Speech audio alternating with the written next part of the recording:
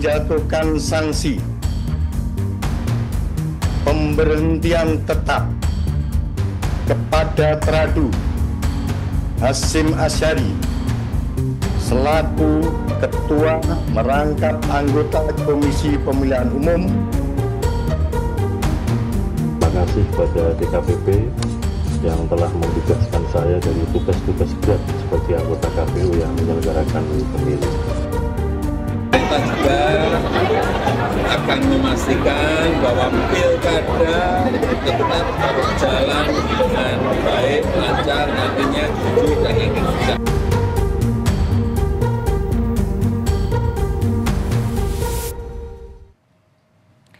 Informasi pertama, Saudara, Presiden Joko Widodo menghormati putusan DKPP yang memecat Ketua KPU Hasyim Asyari atas tindak asusila. Presiden Jokowi segera memproses surat putusan Presiden menindaklanjuti keputusan DKPP mengenai pemberhentian Hasyim Asyari. Presiden menghormati keputusan DKPP soal pemecatan Hasyim Asyari dalam kasus asusila. Putusan DKPP terkait pemecatan Hasyim Asyari dipastikan tidak akan mengganggu jalannya Pilkada serentak 2024. Pemerintah menjamin Pilkada tetap berjalan dengan baik, lancar, jujur, dan adil. Jokowi pun akan menaikkan Kepres dalam tenggat waktu yang sudah ditentukan.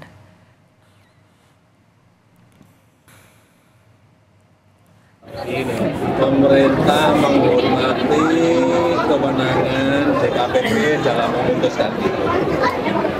Dan pemerintah juga akan memastikan bahwa pilkada tetap berjalan dengan baik, lancar, nantinya jujur dan integritas.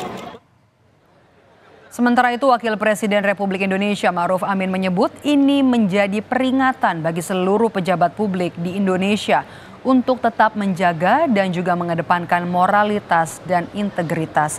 Ma'ruf Amin memastikan keputusan DKPP tidak akan mengganggu persiapan pemilihan kepala daerah yang akan digelar November nanti.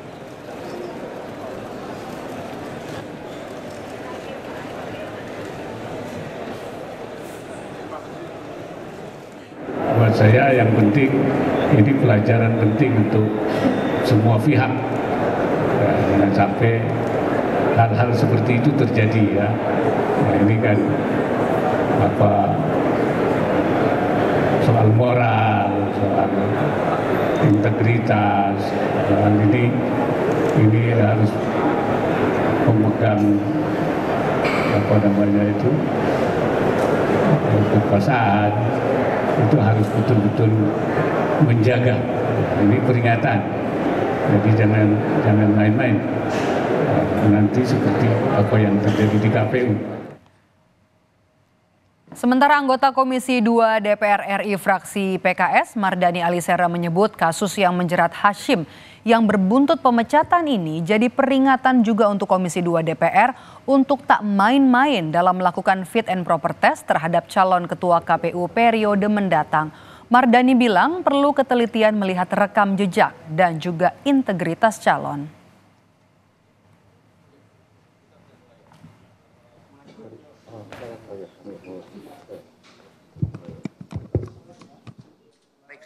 Evaluasinya jangan lagi ada bermain-main dalam proses fit proper test.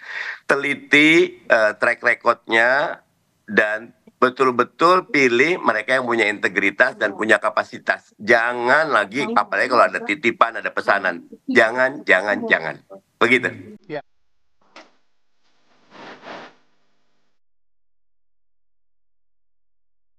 Terlibat skandal asusila, Dewan Kehormatan Penyelenggara Pemilu memberhentikan Hasyim Asyari dari jabatannya sebagai Ketua KPU.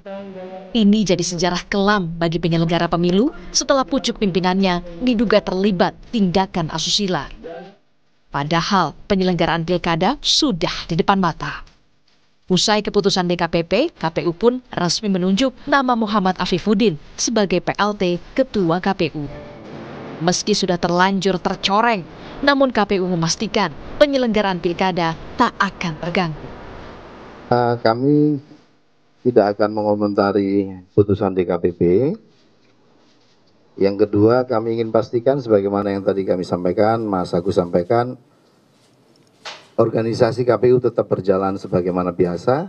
Kita akan lakukan percepatan langkah untuk kemudian menyiapkan tahapan pilkada. Sebagaimana kita tahu hari-hari ini tahapannya ya berkutat pada pencalonan dan selanjutnya nanti ada masa kampanye dan seterusnya.